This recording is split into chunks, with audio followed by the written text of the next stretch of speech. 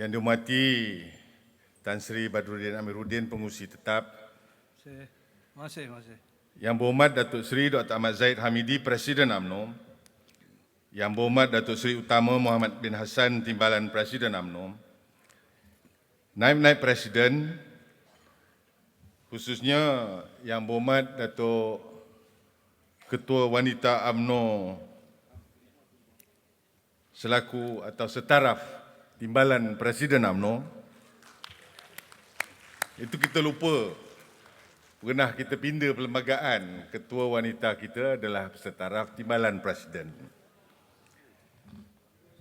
Naib-naib Presiden Datuk Seri Ismail Sabri, Datuk Seri Mahathir Khalid dan juga Datuk Seri Muhammad Khalid Nordin. Seterusnya, ahli-ahli Majlis Tertinggi, ketua-ketua UMNO bahagian dan para perwakilan sidang hadirin yang dihormati sekalian. Alhamdulillah, syukur kita kehadrat Allah Subhanahu Wa Taala. Pada petang ini kita masih lagi kekal setia bersama-sama dengan bahagian-bahagian seluruh negara untuk kita menjayakan Perhimpunan Agung UMNO kita pada tahun 2020 pada tahun ini. Sidang perwakilan, semalam saya mewakili Majlis Tertinggi ke Perhimpunan Agung Wanita UMNO.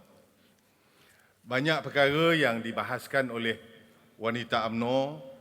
Saya amat teruja melihat bagaimana wakil-wakil wanita berhujah mempertahankan usul-usul yang mereka bawa.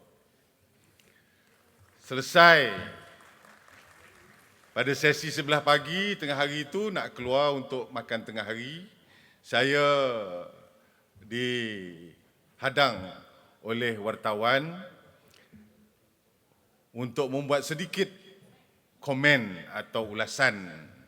Jadi saya dengan rasa tanpa ragu-ragu kerana tentunya komen ini bersabit dengan perjalanan persidangan wanita. Tapi tuan-tuan dan puan-puan, apa yang ditanyakan oleh pemberita kepada saya waktu itu ialah, Datuk Yang Berhormat, apakah komen Yang Berhormat tentang dakwaan bahawa UMNO ini adalah parti yang paling rasuah? Ke situlah pula. Macam-macam benda yang diutarakan oleh wanita UMNO, bercakap tentang soal masa depan negara, bercakap tentang soal bagaimana UMNO ini telah berbakti kepada masyarakat, telah membawa negara kita daripada satu tahapnya pada tahun 80 kata Ketua Pengurusi Perhubungan Wilayah Persekutuan, sehinggalah pada tahun 2000, bagaimana kejayaan demi kejayaan. Yang ditanya kepada saya oleh pemberita tersebut ialah apa komen yang mengatakan bahawa UMNO ini adalah parti yang paling rasuah. Jadi tuan-tuan dan puan-puan, apa pun nak kita himpunkan pada hari ini ialah apakah yang akan diperkatakan di luar. Suka tak suka, UMNO sebagai parti yang besar, kita sendiri akui, parti yang berpengalaman memerintah negara, kita perlulah menguasai suasana, persepsi masyarakat di luar sana terhadap parti kita, terhadap pemimpin kita, terhadap kita sebagai barisan dalam pimpinan. Jadi itulah keadaan peranjatnya saya bila keluar daripada mesyuarat wanita. Walaupun dalam persidangan wanita itu, perkara-perkara yang baik telah pun diutarakan, antaranya minta Presiden pertimbangkan supaya 30% calon-calon itu biarlah datangnya daripada wanita. Pemuda, pernah juga saya dengar 40% pemuda adalah merupakan pengundi. Jadi suara pemuda itu penting. Mungkin pemuda juga Datuk Seri Presiden nak 30%. Tak tahulah Datuk Zahidah, kalaupun puteri nak 30% lagi, jadi hanyalah tinggal 10% untuk UMNO ni. Jadi pendeklah ucapan saya kerana tinggal 10% saja. Tuan-tuan dan puan-puan, mari kita pergi ke selatan tanah air. Kita pergi ke Johor sekejap. Kenapa saya mengajak saudara-saudari semua ke Johor ini? Pada pilihan raya yang ke-14, salah satu daripada mantera Pakatan Harapan yang diratibkan pada waktu itu ialah dalam perjumpaan-perjumpaan mereka dalam nak membentuk Pakatan Harapan itu, perkara yang dibangkitkan adalah if we win Johor, we will win Malaysia. Nampaknya macam betul. Kalah teruk Johor, kalah jugalah kita satu negara. Melainkan Pahang terkecuali. Dan Perlis nasibnya baik, tetapi seluruh negara kita tewas, kita kalah. Jadi apabila itu keadaan yang kita hadapi, saya hari ini nak berucap di hadapan tuan-tuan dan puan-puan untuk menerima hakikat, nak mengajak supaya kita semua ini bila waktu malam kita dapat tidur lena. Supaya kita dapat tidur lena bila kita bangun besok pagi, kita rasa sihat, pemikiran kita pun jelas. Tuan-tuan dan puan-puan, terimalah hakikat bahawa UMNO ini berada dalam keadaan yang kita lagi tidak lengkap. Sebab keberadaan UMNO dalam kerajaan tidak sepenuhnya. UMNO bukan menerajui kerajaan. Sebab itu kita rasa kerajaan yang ada ini tak lengkap. Sebab bukan UMNO yang menerajui kerajaan. Kita terimalah hakikat itu. Kita tak boleh mengubahnya sehingga datangnya pilihan raya ataupun sehingga kerajaan baru ditubuhkan. Selagi tidak ianya ditubuhkan, selagi belum pilihan raya sampai ketika, UMNO tetap melihat keadaan di mana serba-serbinya tak lengkap. Kedua, selain daripada kita tidak lengkap, nanti saya huraikan sedikit, kita juga tidak sempurna keadaan yang ada di hadapan kita. Tidak sempurnanya ialah apabila Presiden UMNO sekarang bukan ataupun buat pertama kali dalam sejarah negara kita, bukan seorang Perdana Menteri. Tak sempurnalah. Ditambah pula kerajaan ini mentadbir dan kita pula berpolitik. Dalam keadaan kita menghadapi COVID-19, dalam keadaan ekonomi yang teruk walaupun kerana menterinya tak bijak, kata wakil wilayah tadi. Tapi itulah keadaannya sehinggalah darurat ini diisytiharkan. Tak sempurna langsung. Kita terima hakikat bahawa ianya tidak lengkap, keadaan yang ada di hadapan kita ini tak lengkap. Kalau kita nak juga menganggap keadaan ini lengkap, keadaan ini sempurna, maka kita tidak akan dapat mempunyai pemikiran yang jelas untuk membuat keputusan. Terimalah hakikat. Saudara-saudara, kita di Johor, kita dah terima hakikat ini. Lebih-lebih lagi yang ketiganya, tak sempurnanya kita, tak lengkapnya kita, dan kita ini juga tidak kekal dalam keadaan yang ada. Kerana kerajaan yang ada seakan telur di hujung tanduk. Macam di Johor, buat pertama kali dalam sejarah moden, seorang menteri besar mentadbir dengan hanya satu sahaja majoriti. Satu. Buatnya salah seorang ahli Dewan Undangan Negeri itu bila Dewan Negeri bersidang dia sakit perut ke atau tak berapa sihat, dia tak datang, tumbang kerajaan Johor. Hanya dengan satu sahaja. Sejarah Johor ni macam-macam benda. Tetapi dalam akhir-akhir ini, banyak juga rekod kali pertama. Pengurusi Perhubungan jadi Ketua Pembangkang, kali pertama. Dalam satu tempoh, ada 3 dah menteri besar. Mungkin 4, mungkin 5. Tapi Alhamdulillah, menteri besar pertama tu 11 bulan. Menteri besar kedua 10 bulan. Menteri besar ketiga ni dah lebih sikit dah 13 bulan. Okey. Tuan Sri, Ya.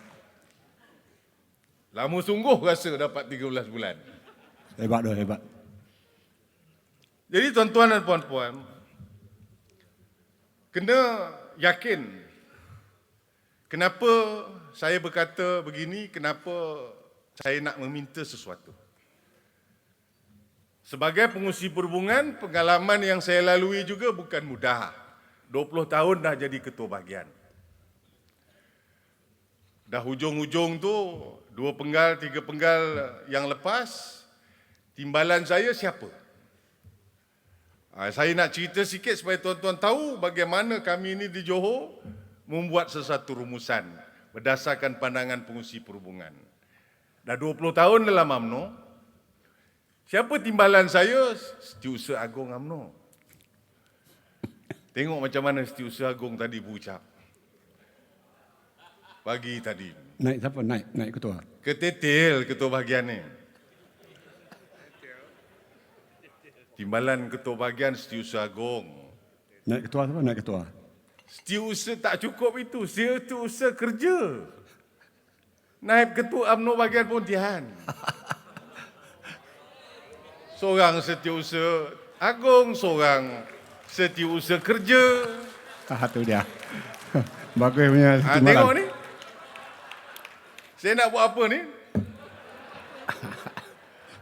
Kosong.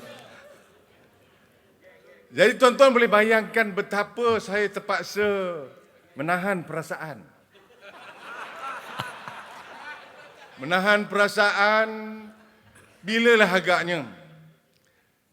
Mereka berdua ni orang baik. Setakat ini belum ada lagi. Kalau ada pun musim-musim pemilihan tu short set tu memang ada, biasalah. Tapi belum berlaku orang baik. Kalau saya kata Datuk Mat Maslan orang baik, Datuk Somali orang baik, orang yang melantik beliau berdua ni lagi baik, iaitu Presiden UMNO.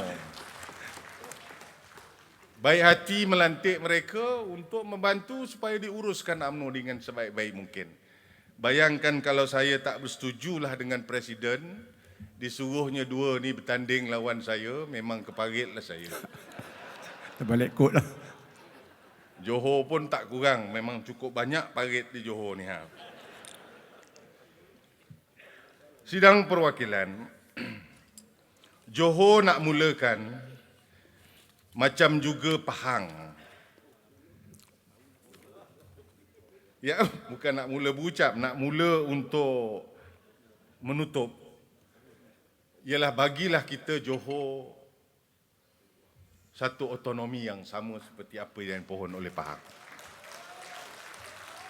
Saudara-saudari, siapa pengurusi perhubungan negeri banding dengan negeri-negeri yang lain berbanding dengan Johor? Pengurusi perhubungan Perikatan Nasional di Johor ialah Yang Amat Berhormat Tan Sri Muhyiddin Yassin. Perdana Menteri dalam kesibukan dia boleh aja lantik orang lain jadi pengurusi Perikatan Nasional di Johor, tetapi dipengerusikan oleh Perdana Menteri sendiri. Mungkin kerana Johor ini perlulah menjadi lubuk parti PPBM ini. Mungkin Johor ini nak dijadikan sebagai kubu kuat PPBM.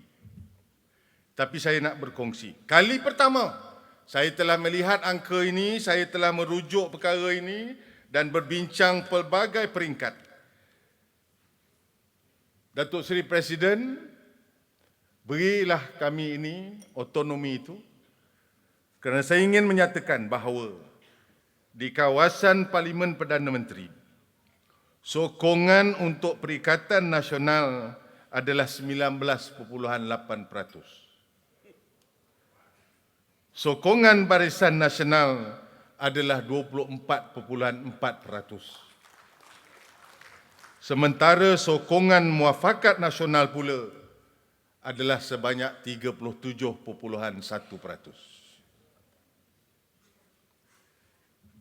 Saya dah membentangkan pendapat dan pandangan UMNO Johor bahawa kita inginkan bertanding semua kerusi, 26 kerusi di Johor. Keputusan Badan Perhubungan UMNO Negeri ialah bertanding semua kerusi melainkan paguh. Kerana kita menghormati Perdana Menteri dan maka itu keputusan dibuat. Tetapi UMNO Paguh kembali bangkit untuk menyatakan, ada UMNO Paguh di sini? Bangun UMNO Paguh.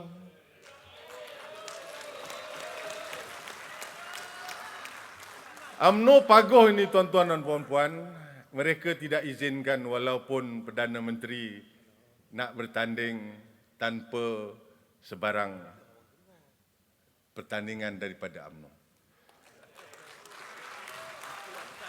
Dan UMNO Paguh telah membuktikan, dan ini adalah kali pertama saya memberitahu kepada UMNO Paguh juga, bahawa kajian daripada Badan Perhubungan menyatakan bahawa Melayu di Johor yang menyokong Perikatan Nasional hanyalah 26%.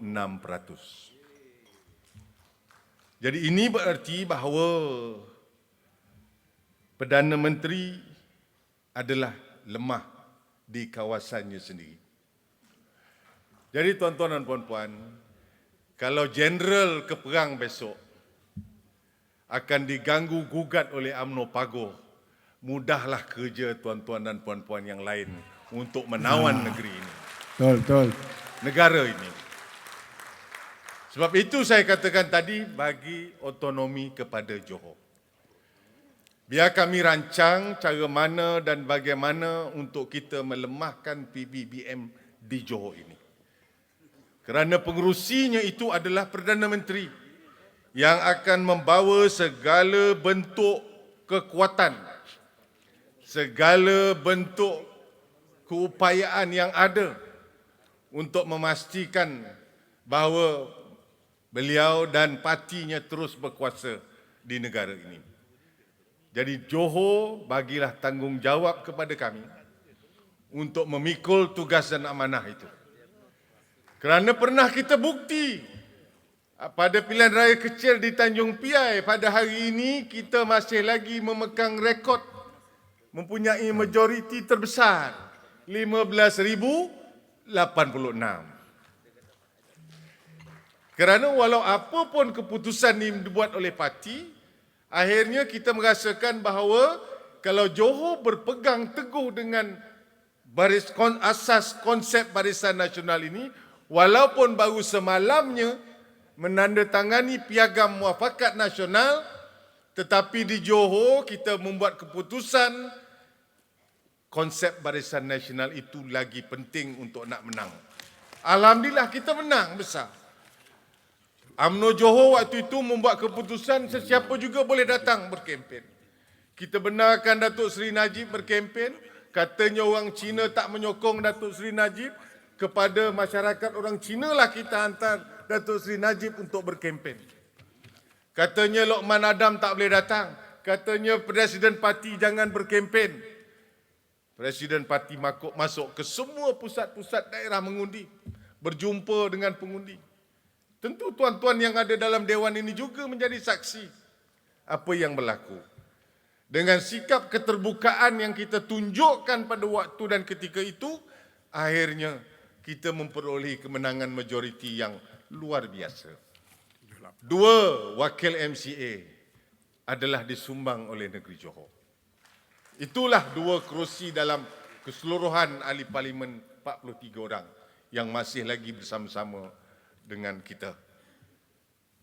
Jadi untuk itu tuan-tuan dan puan-puan, saudara-saudari yang saya hormati sekalian, bagilah kita, percayalah bahawa kita tidak ada masalah di Johor ni untuk menyokong ketetapan yang dibuat oleh Presiden melalui Majlis Tertinggi.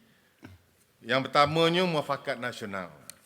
Ini akan kita sokong.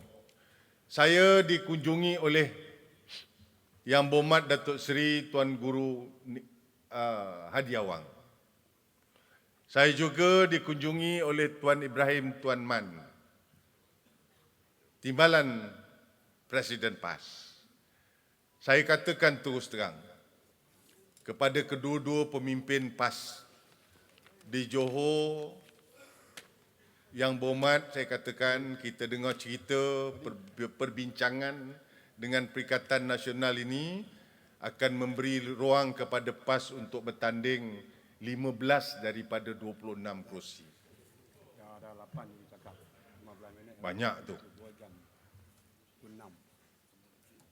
Saya beritahu dengan dua-dua pemimpin secara terang aja.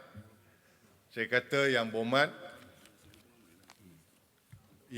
akan kalah semua kerusi. PAS akan kalah semua kerusi seperti tahun-tahun sebelumnya. Yang lepas pun dalam PRU14 dalam keadaan UMNO yang teruk, Barisan Nasional yang amat kecundang dalam keadaan cabaran yang begitu hebat sekali, PAS hanya menang 1 kerusi. Kita menang 19 kerusi. 1 kerusi itu pun kerana berlakunya sedikit kesilapan teknikal. Calon bersatu waktu itu didapati tidak layak bertanding. Jadi asalkan bukan UMNO, maka PAS dapat. Itulah 1 kerusi di Bukit Pasir. Biasa PAS ini kosong, tidak diwakili dalam Dewan Undangan Negeri. Tapi saya juga beri jaminan Datuk Seri Presiden kepada Presiden PAS dan Timbalan bahawa kalau dia bersama dengan kita, walaupun tak banyak kerusi yang boleh kita pertimbangkan, tetapi kita jamin PAS boleh menang di Johor. Okey, Johor, sila gulung. Terima kasih Timbalan Pengurusi Tetap. Jadi untuk itu, berilah kita ruang dan peluang untuk merangka dan menyusun strategi di Johor ini. Kesimpulan saya, kita akui, kita kena berlapang dada dan kita terima hakikat keadaan politik pada hari ini tidak lengkap, tidak sempurna dan tidak kekal. Kalau kita terima itu sebagai hakikatnya, kita boleh tidur malam. Jadi untuk itu, saya harap kita juga akan berpegang kepada pendirian bahawa Datuk Seri Presiden janganlah ada kota-kota ni lagi. Nak menghadapi pilihan raya, lupakanlah. Walaupun kita ada rakan komponen dan sebagainya, janganlah kita amalkan lagi kota-kota dalam menentukan berapa untuk komponen, berapa untuk parti kita. Kalau benar kita sesungguhnya parti yang dominan, kita parti yang besar, perancangan kita, strategi kita adalah berdasarkan data dan sains. Kita merujuk kepada data-data yang ada, yang tidak boleh ditolak, tidak boleh dinafikan oleh parti-parti komponen dalam Barisan Nasional. Janganlah kita adakan kota-kota ini, letakkanlah kepentingan pejuang-pejuang UMNO ini supaya mereka lah sebenarnya penentu kepada masa depan pimpinan negara kita. Jadi 2 perkara, bagilah Johor otonomi dalam menentukan strategi dan juga pendekatan terbaik untuk pilihan raya. Janganlah kita amalkan lagi kaedah kota dalam parti dalam menentukan calon-calon bagi pilihan raya. Dan dalam sejarah panjang UMNO dan pergerakan politik Melayu, dari episod pembangkang sehinggalah kepada pilihan raya Tanjung Piai dan juga adegan bertukar-tukar Menteri Besar, prinsip di atas kami pegang. UMNO adalah lebih besar, lebih utama, lebih penting daripada keadaan politik sekarang yang tidak lengkap. Kami harap kepada menteri-menteri dan juga ahli-ahli parlimen, mereka janganlah kita halang dan persoalkan dengan sembrono. Sesiapa pun antara kita yang mahu berkhidmat untuk negara, orang Johor kata, let them survive, let them serve Malaysia. Secara moralnya kita patut sokong sesiapa pun yang mahu berkhidmat untuk parti, apatah lagi untuk negara. Terima kasih Wakil Johor. Di Johor, Datuk Timbalan, ada 667 ketua kampung.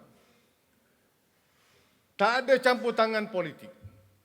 Sebaik saja selesai temuduga 667 ketua kampung, 90% adalah daripada UMNO.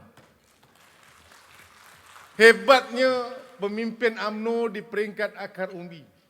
Tak payah nak ada campur tangan. Tak payah nak kita buat secara kota-kota zaman PH 22 bulan memerintah. Ada wakil DAP jadi ketua kampung, ada wakil PKR untuk jadi ketua kampung, lepas tu berceramuk. Orang tah daripada mana jadi ketua kampung tah yang mana, dia sendiri pun tak tahu anak buah mereka. Tetapi pengalaman kita memimpin negeri dan negara ini mudah saja. Hari ini berjalan baik. Perdana Menteri sendiri pun tak perasan, dia menulis surat kepada saya minta tangguhkan pelantikan ketua kampung. Tetapi oleh kerana saya ni daripada parti lain, saya jelaskan kepada Perdana Menteri bahawa Yang Amat Berhormat kami tidak mengamalkan kaedah wakil parti dalam melantik ketua kampung. Kita serah kepada kerajaan, buatlah temuduga, biarlah yang layak menjadi ketua kampung, memimpin kampung. Akhirnya 90% adalah pemimpin-pemimpin UMNO. Itulah jasa, itulah sebenarnya kekuatan yang ada kepada UMNO ini. Ialah di peringkat akar umbi itu sendiri. Jadi tuan-tuan dan puan-puan, terima kasih. Datuk Timbalan Pengurusi Tetap, terima kasih kerana memberi ruang untuk saya menyampaikan hasrat dan juga pandangan daripada selatan tanah air negeri Johor. Sekian, billahi taufiq wal hidayah. Assalamualaikum warahmatullahi wabarakatuh. Terima kasih Wakil Johor.